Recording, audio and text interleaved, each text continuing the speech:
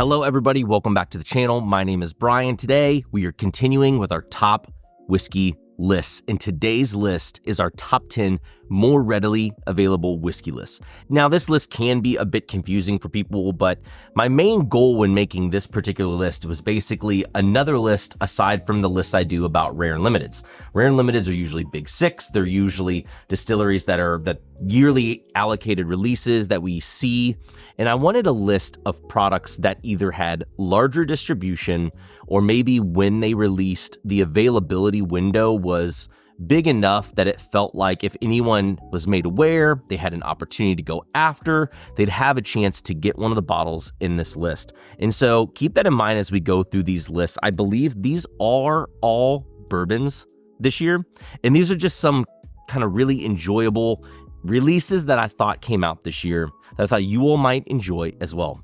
As I mentioned in the other videos, come over here and click on my ground rules video to help show why I put things in what lists, but I kind of went over a couple of things that were specific to this list just now, so I may have answered some of those questions here. Before we get too far, jump down below, give me a thumbs up, subscribe to the channel if you haven't, help me continue to grow the channel here in 2025. And while you're at it, let me know some of your favorite, more widely accessible products that you came across in 2024. I wasn't initially planning to do any honorable mentions here, but as I was kind of finalizing things from the list, I'm gonna bring up one honorable mention before we dive into the list. And that happens to be the Smoky Hill Barrel Proof. Now, I didn't put this year in any of our lists, but I know with its placing as the stag killer in Fred Minnick's Ascot Awards, a lot of people have been going after this. And I feel like there are some people who don't feel like it lives up to the hype. I mean, those are big shoes to fill to say it beats George C. Stagg.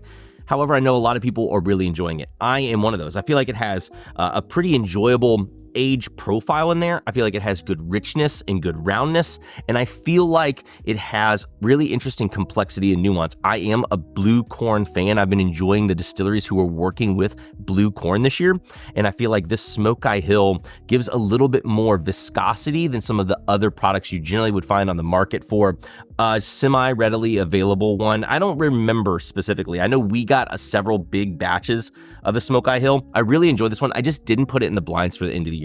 However, I think this is a really solid bourbon. Maybe in my opinion, not necessarily a stag killer, but I'd love to hear from you guys what you think about this one. Honorable mention, Smoky Hill Barrel Proof. With that out of the way, let's get into the top 10 more readily available whiskeys of 2024. Number 10 on my list of more readily available whiskeys of 2024 is the James E. Pepper decanter bottle. Now, this is definitely a bottle I feel like that in past years has had better flavor profile than what you find in some of the newer batches, but for a readily available cask strength whiskey that has kind of some good spice to it, but also some interesting age type depth to it. There's kind of this back and forth, like I noticed in some pours, where it isn't overly old, it isn't overly young. It's kind of a hybrid flavor profile. And I think this is one that a lot of people have found success in when they've grabbed it this year, specifically for the price and what seems like the availability in a lot of markets. And I think this goes to show a through line that you're gonna see in a lot of the whiskeys this year. This is just a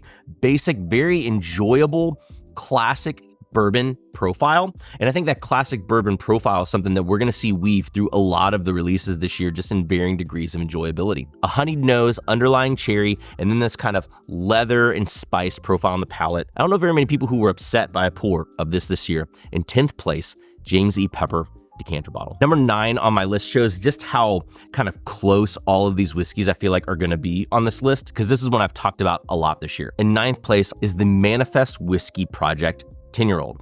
Now, this is a blend of several MGP barrels in this 10 to 11 year range. It's proofed at 107.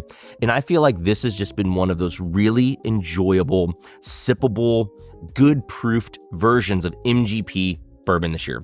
I like that it's a batch, so it kind of gets some of the edges rolled off a little bit, and it comes into the profile that you've heard me talk about before that I really like. Nice dark fruit sitting there on the nose, kind of a more cherry fruit profile on the palate. It's plump, it's round. I feel like it's just a really pretty profile with those easy antique-like notes, leather-type notes, subtle tobacco-like notes. This is just the kind of bottle I like to just sit back with and enjoy. I really, really liked this one. The batch 2, which is what this one is, sold out early in the year. Batch 3, I think, is still available as well for someone who wants to pick it up, which is similar in profile to this, maybe loses a little bit of the sweetness in favor of maybe some more of the old age. So if that is something that sounds interesting to you, it might still be available. But coming in 9th place, Manifest Whiskey Project 10-year.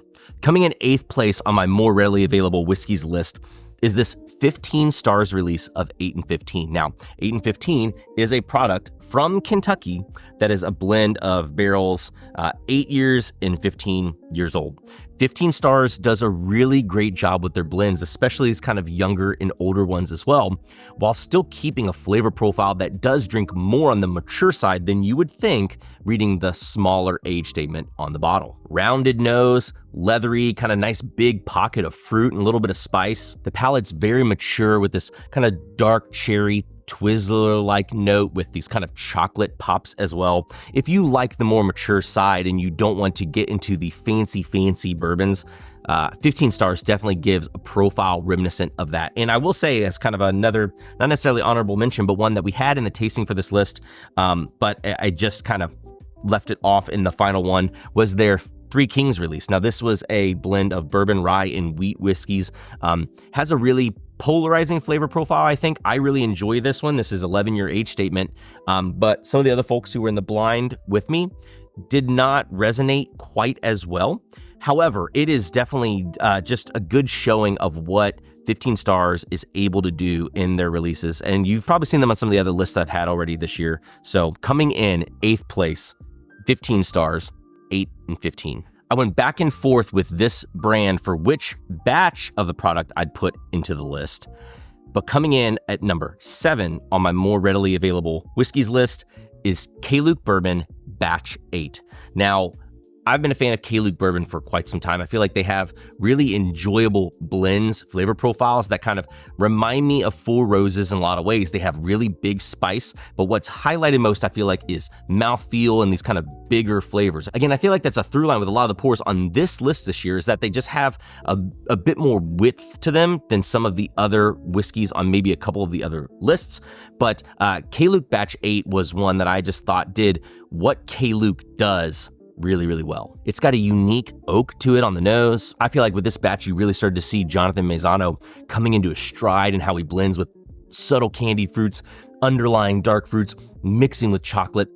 These really nice complexities. I feel like every time you come to the pour, there's something that's a little bit different. If you were not able to grab batch 8, I think batch 10, which is the more recent batch, is also a really solid batch. I think it trades in some of the sweetness a little bit for maybe a more traditional profile. Maybe a little bit more oak comes in there, touch more spice, touch more chocolate comes in there too, but also really enjoyable. I love what they do in their blending for Kluke. If you've not seen them before, definitely one to watch out for.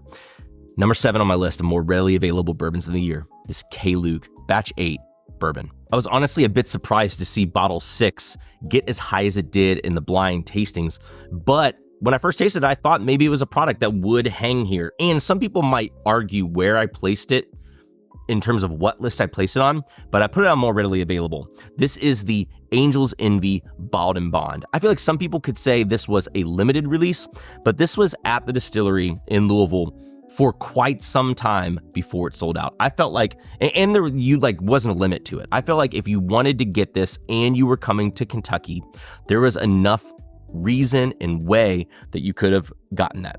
I do understand that the distribution on that is not very good for people outside of Kentucky, and that may hurt it. However, I still feel like it fits better here than in other products, specifically with the rare and limiteds that are just really powerful whiskeys. Again, classic whiskey profile we're seeing with this Angel's Envy, finally one that is unfinished. It's a little bit nutty, banana, oaky on the nose, and then moves to this kind of really soft, cherry, creamy palate with just really nice oak. This is definitely one I feel like, especially just because it's in these 375 sizes, it's easy to just take a risk on and see what you think about it, and I think a lot of people will be really pleased with the flavor profile for this one.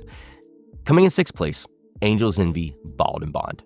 So I did these blinds with my two friends, Nick and Michael, and all 5 of these whiskeys were in our top 5. I feel like that says something. let's dive into number 5. Number 5 on my more readily available whiskeys list is going to the Seelbach's 15. Now, I know that this for some people is going to be price prohibitive. I know that some people would say that this isn't super available, but I know, again, I work with Seelbach's, that we have had a large stock of this a number of times for people to be able to have access for it. I actually think the second batch of this is still presently available. So if people want this, they have access to get it. Now, I'll also say, I was recently doing our rare and limited blinds, and I had this as well as the OKI 15 in the blinds for rare and limited just to see where they place. I'm not putting them in those lists. I have this in this list already. However, in doing that, I personally still believe that this flavor profile, the OKI 15, and some other products that we are seeing come out of this Kentucky bourbon, 15 years old, you're going to see more places have whiskey like this. And I think, at least in the two products of Seelbach's 15 and OKI 15, that the palate is relatively interchangeable. What I mean by that is, I think that if you're reading this list and you're like, I don't have the Seelbach's 15, but I have the OKI 15, I think you can probably keep the fact that this is in my place right in the middle, the same as that. Now, I will say, I think the other guys that I blinded with had this a little bit higher, but this just has this profile that I feel like sticks out, and it's got these big strawberry bonbon candy-like notes, deep fruitcake, kind of coffee, oak vibes as well. If you were to take this and put maybe just a touch of water in it, I also feel like that opens it up, makes it a little easier, a little softer, brings out a bit more of the oak, a bit more of the leather and tobacco. I don't recommend that for all pours, but this is definitely one I feel like with a little bit of water can open up its profile a little bit more. So if you have this bottle, or if you tried this one, or again, just for people to be able to place how I feel like this sits in the blind, I have this at 5th place. I think the OKI could probably sit right around that same spot as well. And I'm just looking forward to seeing more products like this. I feel like this is just a fun flavor profile to come to that kind of mixes these kind of what I call clean fruit notes with some well-aged oak notes. So they make them very approachable for people who are afraid of the big, powerful whiskeys that a lot of the big 6 distilleries put out that have these kind of really heavy oak notes, really heavy medicinal fruits. It's nice to see one with these brighter, kind of more juicier fruit notes. I think a lot of people could score this higher on the list than I did, but I'm keeping it right here. At number 5 on my more readily available whiskeys list, this is the Seelbach's 15-year bourbon. The bottle coming in 4th place, I truly thought could have been the number 1 on this list, but it's at number 4. Number 4 on my more readily available bourbons list happens to be the Bardstown Bourbon Company Discovery 12. There is not much to say about Discovery 12 that I haven't already said previously. I love the Discovery series whiskeys. I think that this might be one of the best blends that they've done since batch 4, but that's not to discredit the other Discovery series blends they've done, because Bardstown Bourbon Company makes these really interesting transparent blends that just have such great flavor. They have what I would say is like just a step below, and in some cases equal, flavor profiles to limited edition whiskeys, but generally a little bit more findable. Not in all cases, not for everybody, but generally a little bit more findable. Rich, luscious oak, chocolate raisin bread. This is on the nose. The palate's explosive, rich in coating, a lot of cherry, caramel, and vanilla. This is just so enjoyable. I don't know why it's not higher on this list. But again, all 3 of us had these same bottles in our top 5 lists. That's got to say something. Coming in at number 4, Bardstown Bourbon Company Discovery 12.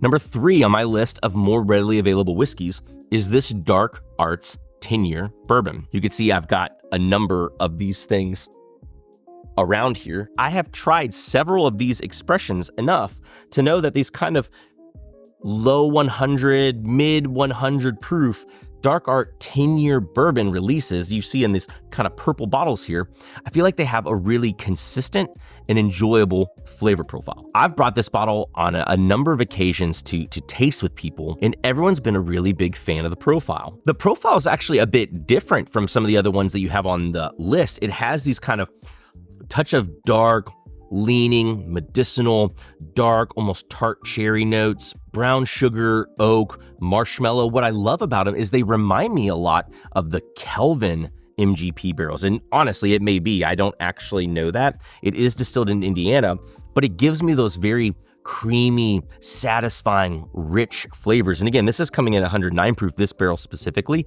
This is a Sealbox 2-barrel blend we did. But again, I've got several other ones that have this kind of profile of these kind of dark cherry notes, these kind of darker spice, almost licoricey type notes, mixed with these creamy marshmallow and oak and brown sugar characteristics. It's a flavor profile I find very enjoyable, very inviting, very deep, and my hope is that you all would like that as well.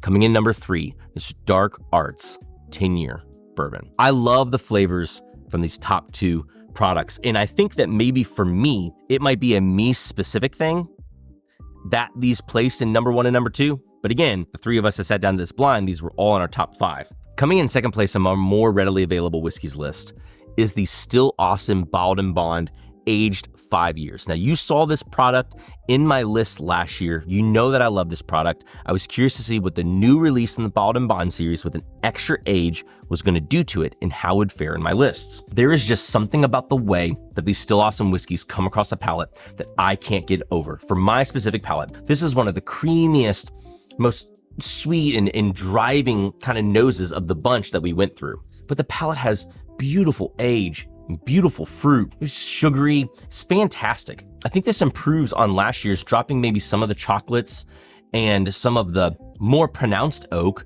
for a softer, more elegant, more unique, interesting approach to its oak, to its flavor, to its sugar, to everything. And again, this just a testament to this product and to the distillery Still Austin. You saw this strongly perform in the list last year, and here it is in number 2 on my more readily available bourbons list. Still Austin 5-year red corn Bourbon Bond. Coming in number 1 on my more readily available bourbons list of 2024, it had the same effect that our top Ryes list had, which is I was surprised not to see that these products were in the flight, but to see where they placed when I ended up doing a blind. From the same distillery as number 2, this is the Still Austin 5-year blue corn Bourbon Bond. Like I said with the red corn, this blue corn had a strong performance in my list last year. You will notice that I pulled them out of wherever I had them in their list last year, and I put them in the more readily available. I feel like this is stuff that you are actually starting to see go out into more markets. I feel like if you were to go to Total Wine, you usually can find, maybe not this bottle specifically, but Still Austin's popularity has grown. Their distribution, I feel like, has grown a little bit. Access to these products, I feel like, has grown a little bit wider. And I feel like the flavor profile that they're putting out, the quality they're putting out, I feel like is now in the level that goes against these whiskeys, as we're seeing on this list versus in the craft list. The Still Austin Bourbon Bond Blue Corn is a beautiful whiskey. It's just wonderful. It carries the same types of things I loved about it last year. It's perfumed berries, it's creamy oak, it's vanilla cream puff. There is just not much I can pull apart about this whiskey. Maybe it doesn't have quite the complexity that something like the Discovery 12 does. And so I could see somebody, and normally in other cases, I do have that be a really strong scorer for me. But the pure enjoyability of these Bourbon Bond Still Awesome products, I feel like, are what took them to places first and second on this list this year.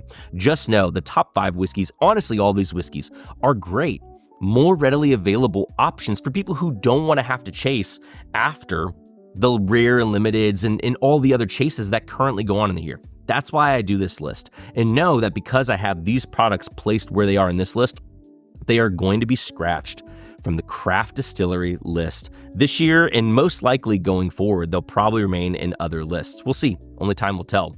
But again, coming in first place on my more readily available whiskeys list is the Still Austin Blue Corn 5-year Bourbon Bond. Thanks everybody for tuning into another video. I hope it was insightful, informational. That's going to be all for me today. Make sure to keep staying tuned for other top 10 videos that we post later on this week or going into next week as we finalize all these top lists and get that information out to you all. Thanks for tuning into another video, everybody. Until next time, we'll see you all later.